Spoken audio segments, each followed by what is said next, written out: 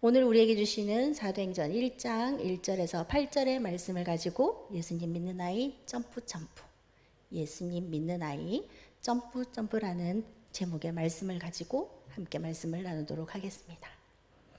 혹시 여러분은 점프라고 생각하시면 어떤 생각이 떠오르시나요? 네? 이렇게 얘기를 하시는데 뛰어라고 얘기하시는 분도 계세요. 아마 높이 뛰어오르는 그런 모습들을 상상하실 수도 있고 아주 활동적이고 힘찬 에너지가 느껴지신다고 생각하실 수도 있을 것입니다. 여러분, 우리도 이처럼 삶을 살 때도 힘찬 에너지를 가지고 살아가야 되는데 그러지 못할 때가 조금 있죠. 우리 삶도 때로는 멈추어 있거나 무언가에 막혀 있는 듯한 느낌을 가질 때도 있습니다. 성경은 이런 우리에게 새 힘을 주는 놀라운 점프의 비결을 알려주고 있습니다. 바로 예수님을 믿고 그분이 약속하신 성령님과 함께 할 때 우리는 이 땅에서 어떤 어려움 속에서도 힘껏 점프할 수 있는 것입니다. 성령님은 우리를 새로운 삶의 차원으로 이끄시는 안내자이시고 능력의 근원이 되십니다. 오늘 우리는 우리에게 주시는 말씀을 통해서 사도행전의 초기 교회가 어떻게 부흥을 경험했는지 살펴보려고 합니다. 그들의 놀라운 변화와 성장의 힘이 된 것은 바로 성령님이 임재하셨기 때문입니다. 제자들은 성령님을 만난 후 완전히 다른 사람으로 변했습니다. 오늘 우리는 세 가지 이야기를 통해서 성령님과 동행하는 삶이 얼마나 놀랍고 힘이 있는지, 또 어떻게 성령님과 함께 신나게 점프하며 살아갈 수 있는지 함께 알아보도록 하겠습니다. 첫째 이야기입니다. 예수님의 약속대로 성령님이 오셨어요입니다. 오늘 우리가 읽은 사도행전의 말씀은 예수님께서 부활하신 후 제자들에게 보이시고 승천하신 이야기로 시작됩니다. 예수님은 제자들과 함께 40일 동안 계시면서 하나님 나라에 대해 가르쳐 주셨습니다. 그리고 마지막으로 제자들에게 아주 중요한 약속의 말씀을 주셨습니다. 사도행전 1장 5절의 말씀입니다. 사도행전 1장 5절 말씀입니다. 한 목소리로 읽도록 하겠습니다. 요한은 물로 세례를 베풀었으나 너희는 면달이 못되어 성령으로 세례를 받으리라. 아멘. 이 약속은 예수님께서 제자들에게 홀로 두지 않으시고 보혜사 성령님을 보내주시겠다라는 놀라운 사랑의 약속입니다. 제자들은 이 약속의 말씀을 붙들고 예루살렘으로 돌아와 마가다락방에 모였습니다. 사도행전 1장 14절의 말씀입니다. 사도행전 1장 14절의 말씀입니다. 한 목소리를 읽도록 하겠습니다. 여자들과 예수의 어머니 마리아와 예수의 아우들과 더불어 마음을 같이하여 저녁 기도에 힘쓰더라. 아멘. 마가다락방에는 무려 120여 명의 사람들이 모여 한 마음으로 간절하게 기도했습니다. 무엇을 위해 기도했을까요? 바로 예수님께서 약속하신 성령님을 기대하며 기도하고 있었습니다. 예수님은 제자들에게 단순히 성령님을 보내주겠다고만 말씀하지 않으셨습니다. 사도행전 1장 8절의 말씀입니다. 한번 큰 목소리로 같이 읽어보겠습니다. 오직 성령이 너희에게 임하시면 너희가 권능을 받고 예루살렘과 온 유대와 사마리아와 땅끝까지 이르러 내 증인이 되리라 하십니다. 아멘. 여러분, 이것은 단순히 성령을 받는 것을 넘어서 성령을 통해 놀라운 능력을 받고 그 능력을 통해 땅끝까지 복음을 전하고 예수님의 증인이 될 것이라는 사명까지 함께 저희에게 주신 말씀입니다. 그리고 오순절날에 이뤘을 때 약속은 성취되었습니다. 사도행전 2장 1절에서 4절의 말씀입니다. 좀 긴 말씀이지만 한 목소리로 힘차게 읽어보도록 하겠습니다. 오순절날이 이름에 그들이 다 같이 한 곳에 모였더니 후련히 하늘로부터 급하고 강한 바람 같은 소리가 있어 그들이 앉은 온 집에 가득하며 마치 불에 혀처럼 갈라지는 것이 그들에게 보여 각 사람 위에 하나씩 임하였더니 그들이 다 성령 충만함을 받고 성령에게 말하게 하심을 떠나 다른 나라 언어들로 말하기 시작하시니라. 아멘. 여러분, 이 장면을 한번 상상해 보실까요? 눈을 살짝 감으시고 상상의 나래를 한번 펴보십시오. 갑자기 급하고 강한 바람 같은 소리가 난다. 눈에 보이는 불꽃 같은 것이 여기에 계신 분의 머리 위에 하나하나 올려져 있는 것처럼 각 사람에게 임했습니다. 그리고 그들은 성령의 충만함을 받아서 알지 못했던 방언들로 말하기 시작했습니다. 이것은 단순한 소란이 아니었습니다. 이것은 하나님께서 약속하신 성령님께서 제자들과 함께 하시기 시작하셨다는 분명하고도 강력한 증거인 것입니다. 두렵고 떨리던 제자들의 마음에 하나님의 성령이 충만하게 임한 순간이었습니다. 저도 그곳에 있었으면 좋겠어요. 한번 그 느낌이 무엇인지 그곳에 있으면서 한번 탁 느껴봤으면 너무 좋을 것 같습니다. 사랑하는 성도 여러분, 우리도 이처럼 성령님께서 주시는 이제는 더 이상 성령님께서 주시는 능력으로 이제는 더 이상해서 세상에서 두려워하지 않고 세상 가운데 복음의 빛을 전하는 증인으로 살아가야 합니다. 세상에서, 직장에서, 이웃 가운데 우리의 삶 전체가 복음의 통로가 되도록 기도하시고 결단하시는 저와 여러분이 되시기를 소망합니다. 오늘 말씀의 두 번째 주제는 성령님을 만난 제자들이 달라졌어요입니다. 성령님이 만난 제자들이 달라졌어요. 어디 TV 프로그램에서 들으신 것 같죠? 우리 아이들이 달라졌어요 랑 비슷합니다. 성령님을 만나기 전 제자들의 모습은 어떤 모습이었을까요? 예수님이 잡히셨을 때 두려워했습니다. 도망쳤습니다. 베드로는 3번이나 예수님을 모른다고 부인했습니다. 부활하신 예수님을 만났지만 그들은 여전히 두려움과 확실성 속에서, 불확실 속에서 있었습니다. 얼마나 두려웠을까요? 눈으로 보았지만 그래도 같이 계시던 분이 안 계시니까 너무 불안했을 것 같아요. 그들은 다락방에 숨어 문을 잠그고 있었습니다. 그들은 3년 동안이나 예수님과 함께 했는데 여전히 연약하고 부족하고 한계가 많은 사람들이었습니다. 복음을 전하기에는 너무나 평범했고 어쩌면 나약해 보이기까지 했습니다. 하지만 오순절에 성령을 충만히 받고 나서 완전히 다른 사람이 되었습니다. 마치 새롭게 태어난 것처럼 변화되었습니다. 성령님을 만난 제자들에게는 3가지 중요한 변화가 일어났는데요. 첫 번째는 두려움을 이기고 담대해졌습니다. 예수님을 부인했던 베드로 기억하시죠?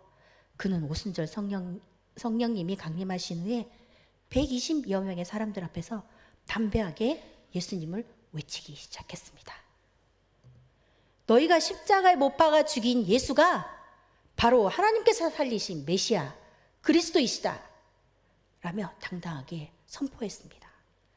당시 예수님을 죽인 사람들 앞에서 이런 말을 한다는 것은 자신의 목숨을 걸어야 할 만큼 위험한 일이었습니다. 하지만 베드로는 조금도 망설이거나 두려워하지 않았습니다. 왜 그랬을까요? 바로 성령님께서 그 마음에 불같은 용기와 담대함으로 가득 부어주셨기 때문입니다. 더 이상 두려움에 갇힌 베드로가 아니었습니다. 둘째, 세상이 알아들을 수 없는 말을 하기 시작했습니다. 성령의 충만함을 받은 제자들은 다양한 외국어로 하나님의 큰 일을 말하기 시작했습니다. 당시 예루살렘에는 유월절을 지키기 위해 각지에서 수많은 유대인들이 와 있었습니다. 사도행전 2장 8절의 말씀에 그들은 우리가 우리 각 사람이 태어나는 곳의 방언으로 제자들이 말하는 것을 듣게 되었던 것이 어찌된 일이냐 하며 놀라워했습니다. 이것은 제자들이 갑자기 외국어를 어디선가 숙제를 하며 외운 것이 아니었습니다. 성령님께서 그들에게 놀라운 능력을 부어주신 것이었습니다. 이제 예수님의 복음은 언어의 장벽을 넘어서 모든 민족에게 전해질 수 있게 된 것입니다. 제자들의 입술이 성령님의 도구가 되어서 예수 그리스도의 죽음과 부활을 온 세계에 증거하기 시작했습니다. 셋째, 복음을 힘있게 전하는 예수님의 진짜 증인이 되었습니다. 예수님께서 약속하신 대로 성령님이 임하시자 제자들은 권능을 받고 예수님의 무엇이 되었을까요? 증인이 되었습니다. 성령님을 받은 베드로가 복음을 전하자 그 말씀을 선포를 탁 했는데 무려 3,000명이나 되는 사람들이 회개를 하고 예수님을 믿고 세례를 받는 놀라운 역사가 일어났습니다. 한 번의 말씀 선포에 이런 능력이 성령님이 함께 하시니까 너무 놀라운 능력이 나타난 것입니다.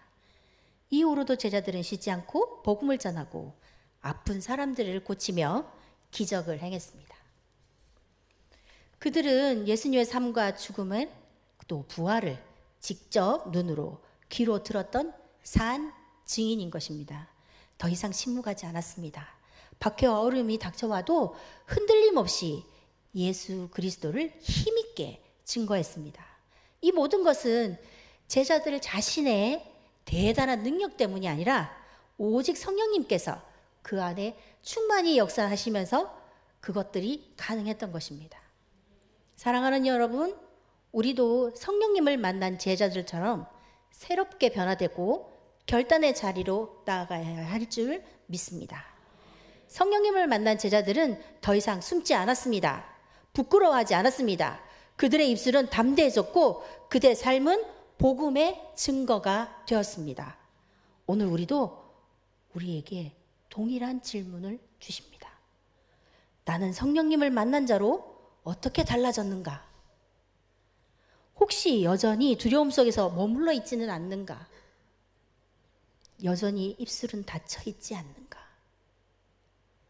저와 여러분이 오늘 이 자리에서 다시 성령님의 충만한 그 은혜를 간구하며 담대히 세상으로 나아가서 예수님을 증거하는 은혜가 풍성히 넘치기를 소망합니다. 오늘 마지막 주제의 말씀은요, 우리도 성령님과 함께 신나게 점프하며 살아가요입니다. 사랑하는 성도 여러분, 오늘날 우리는 어떻습니까?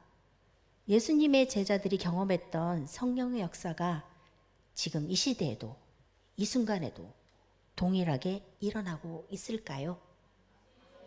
그렇습니다. 성령님은 여전히 우리와 함께 하십니다. 예수님을 믿는 우리는 모두 성령님을 선물로 받았기 때문입니다. 갈라디아서 3장 14절에 우리가 믿는 믿음으로 말미암아 성령의 약속을 받게 하려 함이라 라고 말씀합니다. 요한 1서 4장 13절에도 그의 영을 우리에게 부어주심으로 우리가 그 안에 거하고 그가 우리 안에 거하시는 줄을 아느니라고 분명히 말씀하고 있습니다. 주님은 우리를 고아로 버려두지 않으십니다. 늘 우리와 동행하시면서 우리를 위로하시고 도와주시고 그러실 그분이 바로 성령님, 그분을 우리에게 보내주셨습니다.